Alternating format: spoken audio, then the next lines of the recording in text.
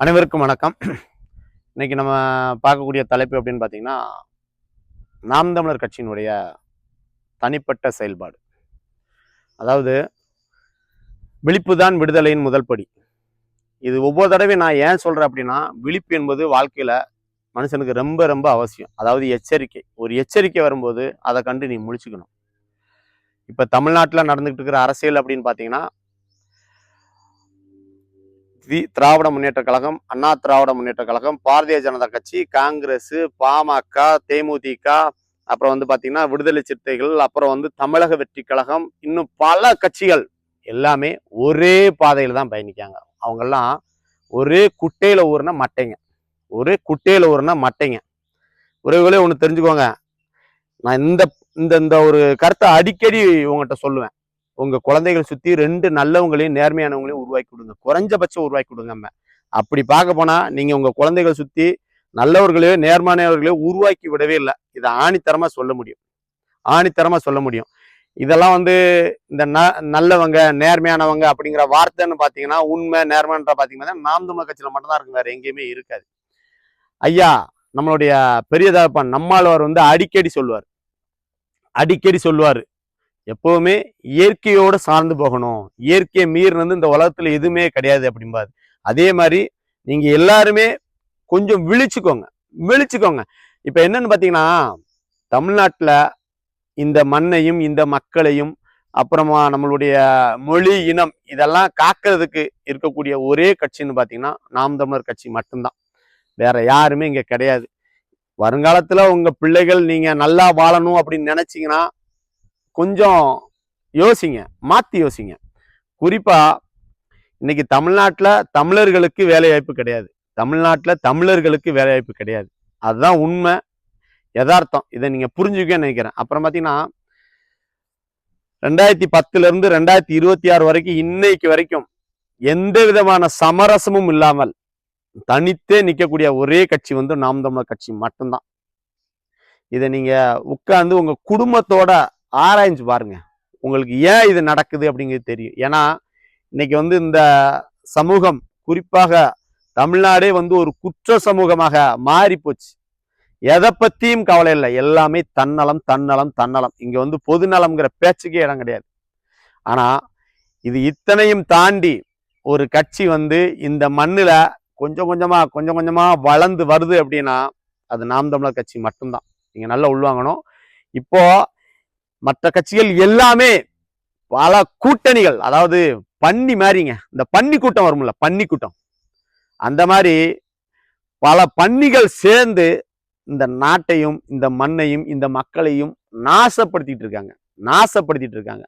நீங்க அவங்களுக்கெல்லாம் ஆதரவு கொடுக்குறீங்க. நாம் தமிழர் கட்சின்ற கட்சி இருக்குது.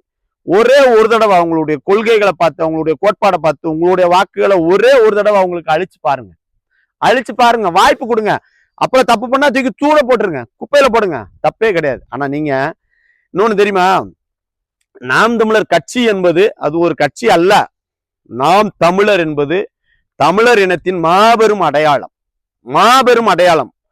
ஆனா இங்க நீ அந்த நாம் தமிழர் என்கிற பெயரை சுமந்து நிக்கிற உன்னுடைய இந்த மண்ணை சேர்ந்த கட்சிக்கு வாக்களிக்காம மோடிக்கும், கலைஞருக்கும், எம்ஜிஆருக்கும், ஜெயலலிதாவுக்கும், திருட்டு பயிலுக்குமே வாக்களிச்சு நீ பழகிட்ட. குறைஞ்சபட்சம் மாறிக்க. இல்லைன்னா வருங்காலத்துல உன்னுடைய பிள்ளைகள் இந்த பூமியில நிச்சயமாக வாழ முடியாத ஒரு சூழ்நிலைய நீயே உருவாக்கிட்டு இருக்க அப்படிங்கிறத ஒரு நாள் நீ உணர்வ. இதுல மாற்றுக்கிறதுக்கு இடமே கிடையாது. அந்த அளவுக்கு இன்னைக்கு தமிழ்நாட்டுல படு மோசமான அரசியல், பணம், ஜாதி, பணத்துக்கும் ஜாதிக்குமான அரசியல் தான். அதுக்கப்புறம் கொடுக்குற இடம், 2 இடம் கொடுத்தா எங்க வேணாலும் போய் என்ன வேணாலும் பண்ணுவான். அதாவது என்னன்னா, எங்க ஐயா நம்ம தெய்வ திருமகனார் பசுமன் தேவரையா சொல்லியிருப்பாரு. என்னன்னு பாத்தீங்கன்னா, ஜாதி, அதாவது நல்லவனை ஜாதி பயன்படுத்திக் கொள்ளும், கெட்டவன் ஜாதியை பயன்படுத்திக் கொள்வான். இன்னைக்கு கெட்டவங்க தான் நிறைய பேர் இருக்கான். உன் ஜாதியை அவன் தெளிவா பயன்படுத்துவான். உன்னுடைய ஜாதிய, நீ சார்ந்த குடிப்பேரை அவன் தெளிவா பயன்படுத்தி அவன் நல்லா வாழ்வான். நீ நல்லா வாழுவியா அப்படிங்கிறத பார்த்துக்க. இன்னைக்கு நம்ம கடலம்மா மாநாடுன்னு ஒரு மாநாடு போட்டாரு. அப்புறம் ஆடு மாடுகளுக்கான மாநாடு. அப்புறம் மரங்களுக்கான மாநாடு, அப்புறம் இந்த மண்ணு மலை வளம் இது எல்லாத்தையும் களவாடி திருடி கொண்டு போயிட்டு இருக்கானுவ இந்த ஆரிய திராவிட கூட்டு திருட்டு அரசுகள். இவங்களுக்கு எதிராக கேள்வி கேட்கிற ஒரே கட்சின்னு பாத்தீங்கன்னா நாம் தமிழர் கட்சி மட்டும்தான், வேற யாருமே கிடையாது. அதுக்கப்புறமா இப்ப நம்ம சகோதரர் விஜய் இருக்கார்ல, நடிகர் விஜய், அவர் வந்திருக்காரு. அவருக்கெல்லாம் எந்த கொள்கையும் கிடையாது, கோட்பாடும் கிடையாது. அவர் ஒவ்வொன்றும் பாத்தீங்கன்னா அவருடைய துண்டுல இருந்து எல்லாமே அப்படியே நம்மளுடைய அண்ணன் செந்தமிழன் சீமான் நாம் தமிழரை காப்பி அடிச்சு தான் அவர் வந்துட்டு இருக்காரு. அதை பார்த்தாவே உங்களுக்கு தெரியும். ஏன்னா அவர்கிட்ட அண்ணன் பேசுறதை தாண்டி, அண்ணன் செந்தமிழன் சீமான் பேசுறதை தாண்டி இங்க கொள்கை கோட்பாடு நீ எவன்ட்டு இருக்க முடியாது. இதை உணர்ந்த மக்கள் வருங்காலத்துல உங்களுடைய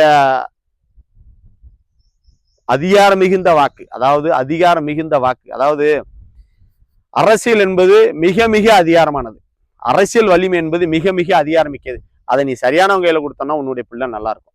இன்னைக்கு ஒரு கட்சி தனித்து நிக்குது, கொள்கையோட நிக்குது, கோட்பாடோட நிக்குது. நீ அதை விட்டுட்டு உன்னுடைய மூளையை வேற எங்கேயோ வச்சுட்டு பசங்களுடைய வாழ்க்கையை சீரழிக்காதீங்க. ஒரு பெற்றோரா உட்காந்து யோசிங்க, உங்க குடும்பத்தோட உட்காந்து யோசிங்க, பேசுங்க, அரசியல் பேசுங்க, நிறைய அரசியல் பேசுங்க, உலக அரசியல் பேசுங்க, உள்ளூர் அரசியல பேசுங்க. உங்களை சுத்தி என்ன நடக்குது அப்படிங்கிறத கண்டுபிடிங்க, தர்க்கம் பண்ணுங்க, சண்டை போட்டுக்காதீங்க. அண்ணன் தம்பி மாமா மச்சானுக்குள்ள சண்டை போட்டுக்காதீங்க. இப்ப கூட பாருங்க, இந்த நாங்குநேர்ல ஒரு கொலை, எதற்காக வெட்டுறோம் அப்படின்னு தெரியாம அண்ணன் தம்பி மாமா மச்சானுக்குள்ள வெட்டிட்டு சாகுறான்னு, அதெல்லாம் பார்க்கும்போது ரொம்ப கொடூரமா இருக்குங்க.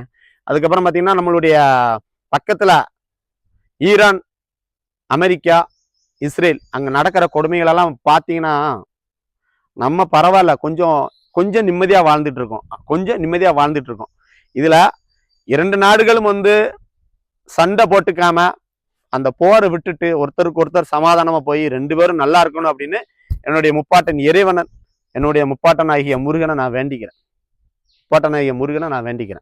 அதுக்கப்புறம் பாத்தீங்கன்னா இன்னைக்கு மக்கள் ரொம்ப விழிப்போட இருக்கணும். உன்னைய சுத்தி என்ன அரசியல் நடக்குங்கிறத நிறைய உள்வாங்க. ஐயா நம்மாழ்வார் சொல்லுவாரு, நீ சாப்பிட்ற ஒவ்வொரு விதையும் மலட்டு விதடா தம்பி. மலட்டு விதையை சாப்பிட்டோன்னா நம்மளுடைய குழந்தைகளுக்கு மலட்டுத்தன்மை தான் உடம்புல அதிகரிக்கும் பாரு. இதை பத்தி நீ யாருமே கவலைப்படல. அதே மாதிரி இந்த விஷம் என்கிற மருந்து அடிக்காதன் பாரு. ஆனா நம்ம அதை பத்தி எல்லாம் துளி கூட கவலைப்படல. ஏன்னா நமக்கு தேவை இன்னைக்கு என்ன கிடைக்குது. தப்பு உறவுகளே, தப்பு. அதாவது இன்னைக்கு நீங்க யோசிக்காதீங்க, வருங்கால தலைமுறைகளை பத்தி யோசிங்க, கொஞ்சமாவது மாத்தி யோசிங்க. அதாவது இன்னைக்கு இங்க நடந்து கொண்டிருக்கிற அரசியல் என்பது முற்று முழுதா ஒரு வியாபார அரசியல் தான். இதுல மறுக்கவே முடியாது, யாரும் மாற்றுக்கிறதுக்கு இதுல இடமே கிடையாது. ஆனால் இதையும் தாண்டி ஒரு கட்சி யாருடைய கூட்டணிக்கும் செல்லாமல், யாரு கொடுக்குற பணத்துக்கும் அடிமடியாமல், இனத்திற்காகவும் மொழிக்காகவும் நிற்கிற ஒரே கட்சின்னு பாத்தீங்கன்னா நாம் தமிழர் கட்சி தான். வேற யாருக்கிட்டையும் இந்த கொள்கை கோட்பாடு கிடையாது. உறவுகளே சிந்திங்க. உங்களுடைய வாக்குகளை நாம் தமிழர் கட்சியின் சின்னமான விவசாய சின்னத்துக்கு 2026 கொடுத்து தமிழ்நாட்டுல நாம் தமிழர் கட்சியை அரியணை ஏத்துங்க. நீங்க ஜாதியா மதமா நிக்காதீங்க. போதும், நீ வடக்கமெல்லாம் வந்துட்டான், எக்கச்சக்கமான வடக்கம் வந்துட்டான். இன்னமும் நீங்க ஜாதியும் மதமாக நின்னா உங்களை யாரும் காப்பாற்ற முடியாது.